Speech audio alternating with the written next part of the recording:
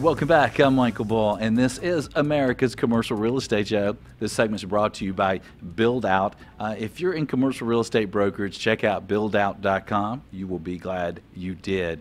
Well, today we're talking about social media for your business. Please welcome my next guest. Is Michael Beckerman. Michael is founder and CEO of the News Funnel, which you're going to love hearing about this for social media for your business. He's also CEO of CREtech.com, and he's joining us on the phone today. Michael, thanks for being with us.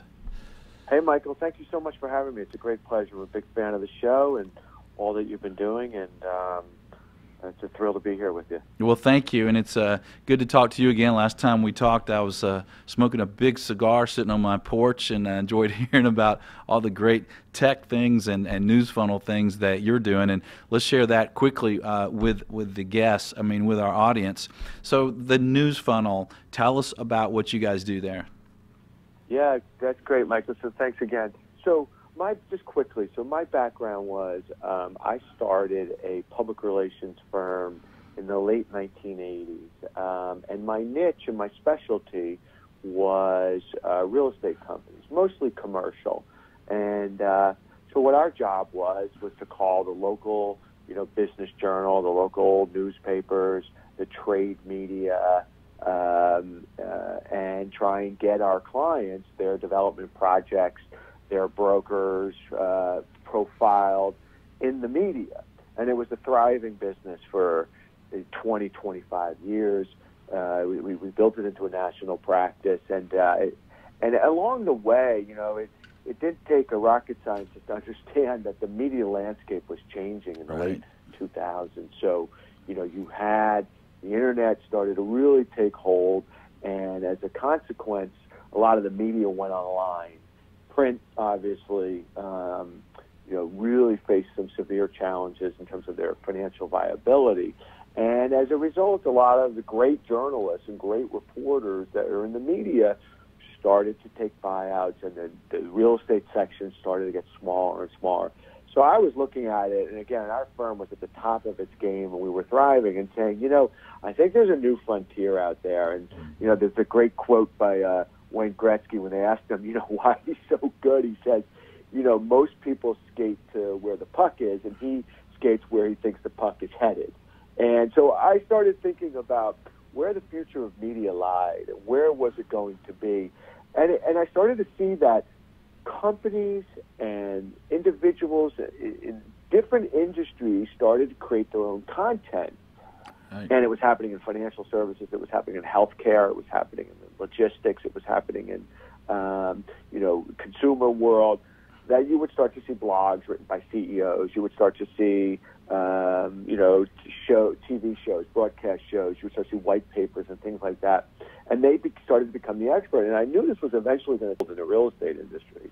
And you actually were one of the first content marketing professional people out there. Well, if the trend's going to be that people and companies are going to start creating content, where's it going to live? How are they going to distribute it?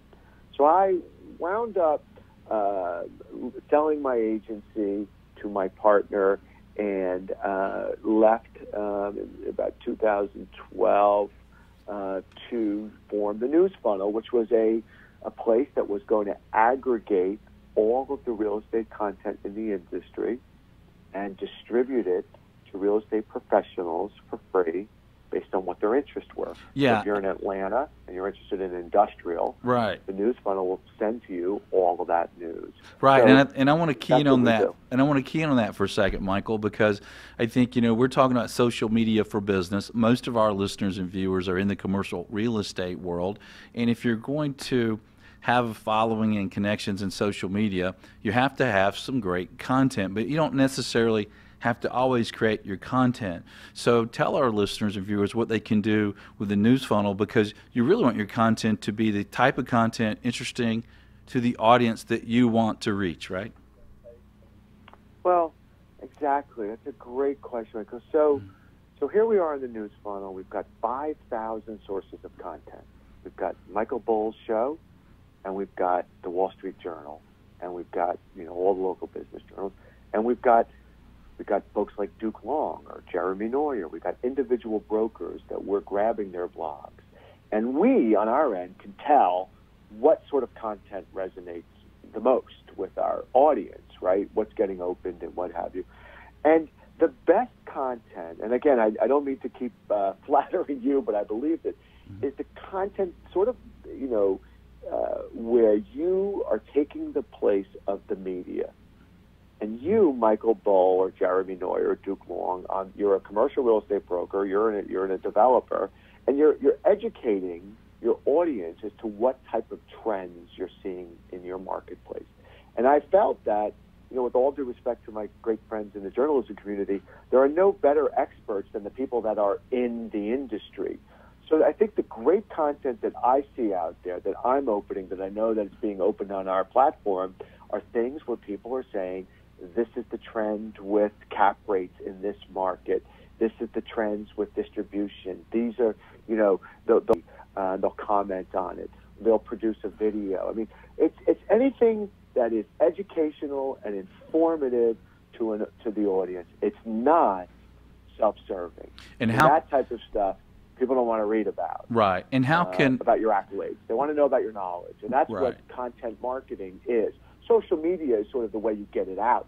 Right. It starts, as you said, Michael. What's the content? Right. So let me ask you this, Michael. If I'm a listener and I do office tenant rep in Cincinnati, or maybe I sell office investment properties in Cincinnati, can I get just news that I think from the news funnel that's going to interest my audience to consider sharing? Well, that's the goal, Michael. That's the goal. The goal of the site is, through our algorithms, once you tell us that you are interested in Cincinnati office or industrial, that we will, pipe that content to you as it happens, either your desktop or your mobile app. So that's the goal, and in real time. So if Michael Bull uploads something to the news funnel and I'm interested in that topic, I'll get it as soon as he uploads it. So that's the goal, to put this all in real time. Yes, because I think the other thing that is that the world, and it's not just, obviously I'm following the larger trend, whether it's a Spotify or Apple or even Amazon.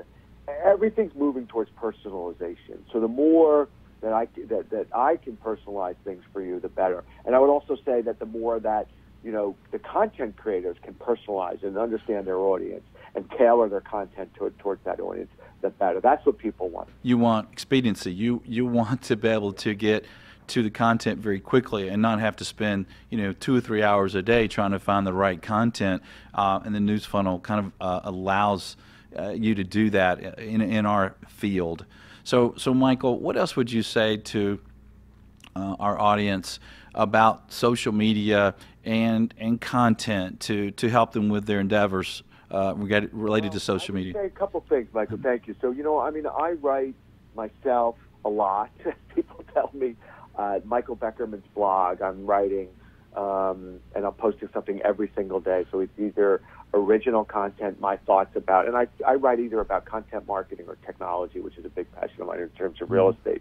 So I write an article. Here's my thoughts. Here are the trends I think are happening. I write. I do Q&As with people, sort of like what you're doing now. I'll post interesting information that I think is relevant to my readers. But I think the key is, number one, is to make it authentic. That whatever you write, don't make it canned, don't make it generic.